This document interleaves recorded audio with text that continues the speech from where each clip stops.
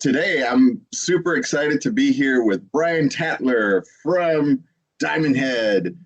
So I'm super Hey, excited. how you doing, So Mike? We I'm good? doing great. I wanted to, I want to talk about the re-recording of Lightning to the Nations. It's completely re-recorded, so it's not like uh, in some cases, some people remaster or remix a record. This Yeah, is completely re-recorded from scratch, right? that's right. We did a remaster at the album years ago.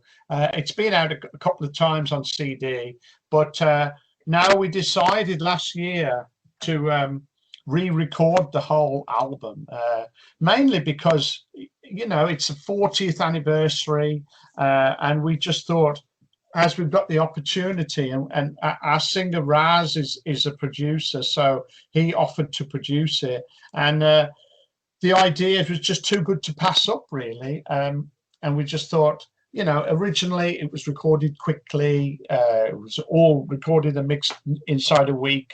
And so I just thought we could make it so much more powerful with modern production, modern amps, and the like. So that was it. It became something good. Cool. So what I did, uh, because Diamond Head, you guys are super important in the history of metal. What I decided to do for this interview was instead of me coming up with questions, I wanted to kind of reach out to my friends and to the internet to see what kind of stuff they wanted me to ask you.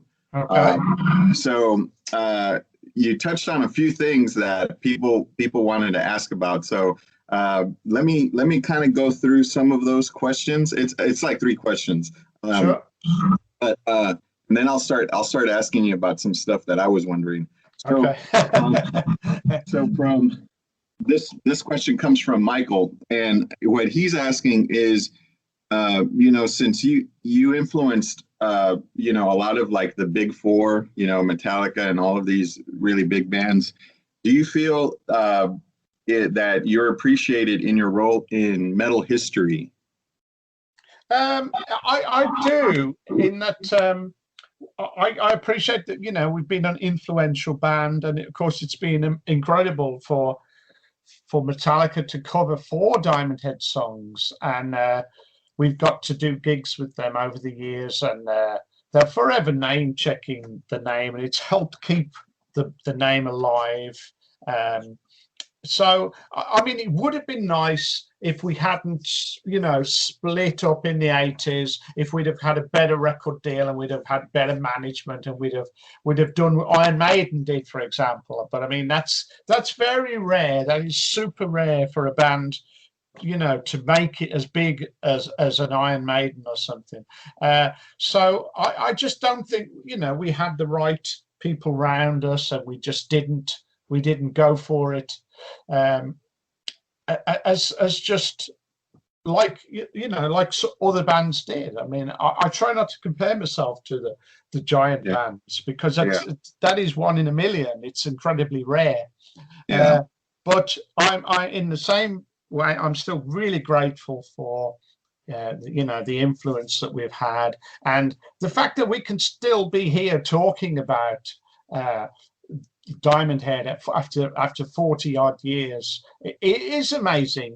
The band could have folded and gone back to day jobs and stuff, but I've tried to keep it going. I was obviously in it for the long haul, and yeah. I still enjoy it. I still enjoy playing the guitar. I still enjoy writing songs, and I still enjoy playing live. So here we are, celebrating the 40th anniversary. Yeah. So, that kind of brings up something that I wanted to ask because, a lot of young bands have the attitude of, well, our music speaks for itself, right? Mm. And the way I think of Diamond Head is that your music is so powerful that it influenced so many people, but the music itself is not enough to propel the band. Like you were saying, all of the stuff about management and all that kind of stuff. Um, so I was wondering if you have advice for young bands that are thinking about longevity, like, you know, attaining a band that can last for 40 years? What kind of advice would you give them? It's extremely difficult to give advice on something like that. I think Diamond Head were good at writing songs, and I think that's why we're still talking now. I think these songs have stood the test of time, and even though the band had, you know, mixed fortunes in and out, the songs have stayed exciting to a lot of people. A lot of people still want to hear them, and even now, you know, after 40 years and they've been re-recorded, they still sound really good. So yeah. I would say the most important thing you can do is write good songs. That is the currency really that will last, and you've got to remember you're going to be possibly playing these songs for maybe the rest of your life, so you may as well get them good from the beginning. You don't want to be playing songs that you hate in 30 40 years time. And to be influential, you've got to come up with something good to be influential, because as they say, it's the sincerest form of flattery, don't they? Imitation. So if somebody looks at you and think they're great, I'm going to do something like that. That is a real compliment. So as I say, I mean, it would be great if it would have all gone, you know, perfectly according to plan, but really, Diamond Head didn't know how to succeed in the music industry, and we kind of winged it. We just went from gig to gig almost. There was nobody who had a grand plan for, you know, where will we be in 5 years time. And without some success and some money coming in, bands quite easily fall apart. Especially with, like, road crew need paying, and you need to hire PA and lights and vans and hotels, and so unless you're making some money, it's a real struggle, and you know, we come undone. Yeah. Well, I was thinking a lot of the same stuff you were saying. So let me ask you another question. This one comes from Milo, and he says, did you use JMPs on Electric, Helpless, etc.? And did you have steady work running your studio? So would he be talking about the first album, Milo? I think, yeah, possibly. Yeah, the original album. So it was all recorded with one amp. I think it was a JMP. It would be one of the first ones that had a preamp, you know, so you could get a distorted sound at a low volume. They came out around 1975, I believe, and I bought one about 78. So I don't know what it was called exactly, but it was probably a JMP preamp model. I think it was a 50 watt. That was into a Laney cab. That's all I had. I had the Flying V, a Morley wah pedal, the amp, and the cab, and I recorded everything with that. What was the second part of the question? Oh, it said, did you have steady work running your studio? No, unfortunately not. It wasn't my studio. It belonged to the old manager, this chap called Reg.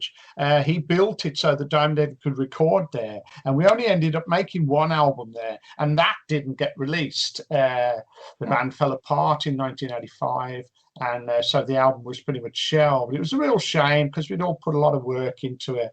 But it's a complicated story. But then, so from 1985 to 1990, I took over the running of the studio, and I had a lot of fun. And people would come down, and we'd party and get stoned and things. But I did some local bands. I did a few albums and a few singles, and sometimes bands would hire it out to rehearse or make videos and things. So it was good to be in that scene, and I put together a band from people that had come down the studio, and I would pinch this bass player and that singer and this drummer, and I had this band called Radio Moscow, but really I didn't make a good living. I was still living with my parents in 1985, so I didn't have a lot of outgoings, but I didn't make a good living. Just some money now and again, a little tickle. Yeah. Well, you know, it when I was kind of doing some research, somebody told me you guys played in Austin in 2018, and Yeah, you played at the Well, and I think actually the Well I think is still open. So good, they've been able to survive. good. You know, so Yeah. I'm watching this footage, and I'm just like amazed at how much tighter and how much more focused you guys sound compared to like the old footage from back in the 80s. So going with the you know, asking about the JMPs through through the course of time, have you kind of like stopped using certain gear and kind of modernized your gear, and or Yeah. so Yes, yeah. yes, of course. Okay. Yeah, when I first started, Marshall was still the main amp, so I bought different Marshalls, and for a while I used a JCM 800, which was really nice. But then, as we got into the 2000s, I was looking for more gain. I think I bought a Boogie dual rectifier, and I used that for a couple of years. Then I bought an Engel Screamer 50, and I used that again for a number of years. In the end, that exploded and stopped working. But I've used sometimes you end up using hired gear for when you tour. Like if we tour the States, of course we can't bring any gear. We just bring a guitar. So I would use hired Marshall or Engel or whatever was about sometimes. Mhm. And then a couple of years ago, I discovered Cornford amps, which is a UK amp, and I bought this Cornford MKH50, I think it is, 50-watt blackface um, amp that sounds great. Sort of sounds like a souped-up Marshall, which is I think pretty much what every guitar amp wants to sound like, the sort of ultimate Marshall amp. Um, Yeah. and so I've been using that for a while, and it's got more gain. We recorded most of the Coffin Train with that amp. The new album, most of it was done with I DI'd the guitar, and then Oh, we reamped all the guitars later. And I think Raz was using this thing called a mini Nightmare by Driftwood, and then he'd use it into a Box of Doom, which is like a speaker in a flight case with a mic on it. And so he reamped all the guitars at oh, his flat in London. wow, interesting. So that brings me to another thing that I was curious about. Like when you first released the debut record, were you like satisfied with the production, or were you kind of, because it was also done kind of quickly, right? Yeah, yeah. So do you feel like this new re-recording has gotten you closer to the sound that you were imagining to begin with? Uh, I don't know, because at the time I liked it, but over the years, of course, metal's moved on so much that it probably sounds a bit weak now. Um, so I didn't exactly have a sound in mind, but even back then, I just get what I think is a good guitar sound, and we record it. And of course, for making lots of different albums, and even being a studio engineer, I learned lots and lots of tricks about recording guitars over the years. But on this album, I feel, because I'm an old player now. I've been doing it a long time. I wanted to pretty much leave a lot of the sonics up to Raz, because he's a younger guy. He has a more modern outlook, and I wanted to be able to trust him to get a sound that I thought would really suit the band and really suit Diamond Head now in 2020. The last thing we wanted to do is just recreate the original album. We just thought there's no point in doing that. We may as well make a more modern version that's more powerful and heavier, and see if we can hook in some new fans as well as excite the old guys and prove that these songs still have a lot of life left in them. Yeah. So that kind of I started thinking about the other thing I was thinking about, especially when this would be a good example of comparing the old version versus the new version. So, there's a whole resurgence of like trad metal kind of scene where people are going specifically for production that sounds like it was recorded in the 80s. And I was wondering how you feel about that, because people get super crazy. Like, they're like, I want to know what tubes he was using. I want to know, all this kind of stuff. So, like, how do you feel about bands that get super obsessed with details like that, with production from the 80s? I don't really understand it. I think you may as well use every available piece of technology you can. You may as well try and push forward rather than lean back, in my opinion. And yes, I mean, I love bands from the 70s and 80s, but I don't necessarily want to sound like that anymore. I also really appreciate modern sounding bands and modern sounding production. So maybe, somewhere in between is a nice place to be. But when I'm writing a song, I still feel that I'm leaning back, that my influences come from, mainly the 70s, but I'm looking forward because I want it to sound a certain way. I want it to be, you want to blow off the next band kind of thing. You want your album to sound better than the album that was on before. So I want it to sound as good as possible. The only thing limiting us is time and money. So you can't have a rack of Marshalls and use a great big drum room, because we haven't got the opportunity. For a start, we're in lockdown type thing, and second, we're not a band who've sold millions of records, so we don't have the money to throw at a producer or use a top studio. So we have to improvise and do as much as we can ourselves and keep a lot of it in-house. And that's pretty much the way we've made this record. The drums were done at Carl's house. He lives in France now, and then Raz did everything else at his flat. And I would just go down. I recorded all the guitars in a weekend, and then the other guitarist did the same on the following weekend. And we just have to make the use of what technology is available. Digital recording is incredible, I think. And I think it'd be silly to say, well, we're going to do it old school. We're going to do it on 24-track analog tape and all that. Because I've done that. I spent 5 years doing that, and I made several albums that way. And to me, it's a very slow and expensive way of making records. Yeah.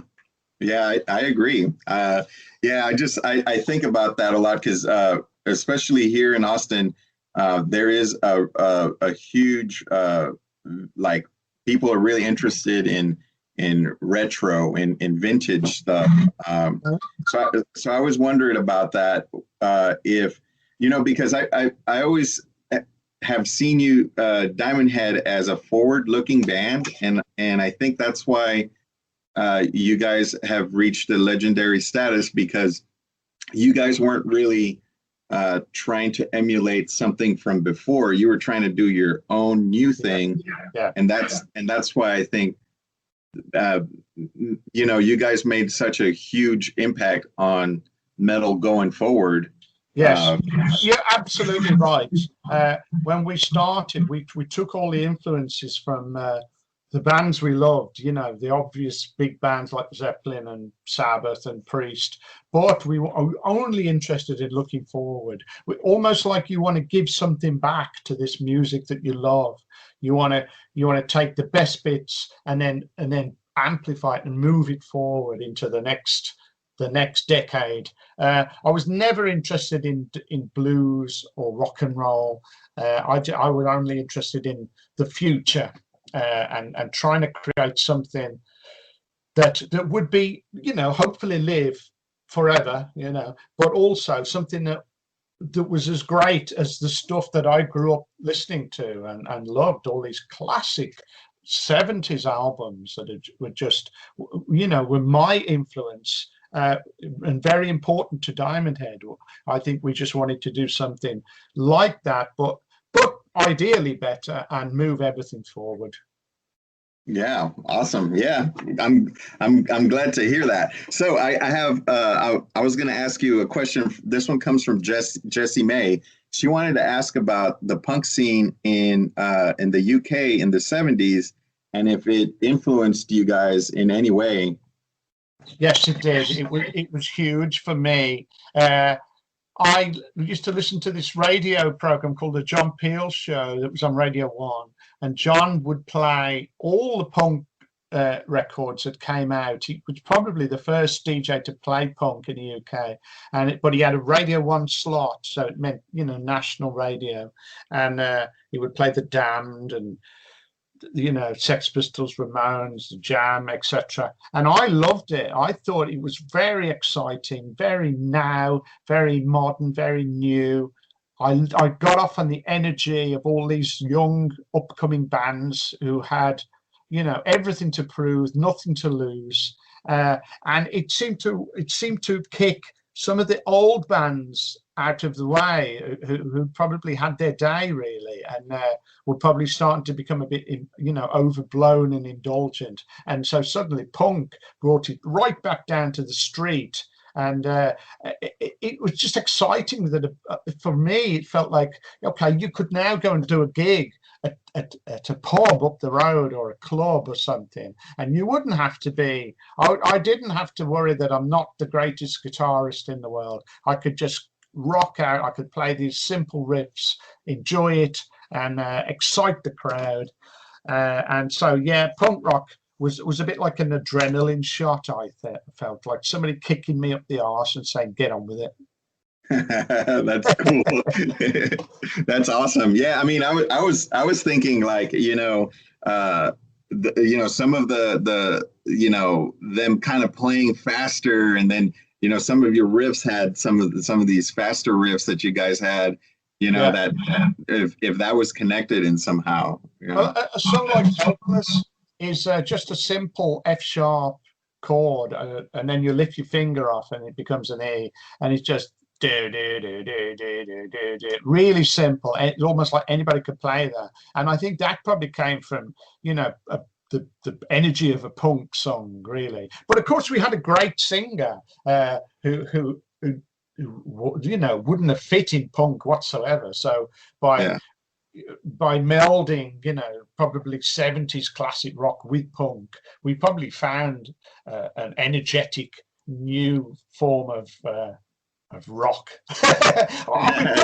We didn't realize that at the time, but it worked for us. And of course, we were forever trying to write songs that worked well live, that would go over, and excite the audience, because they didn't know the songs, because we'd made no records. So we just wanted to be able to play them once live, and it would instantly have a reaction. And that's how it worked for us.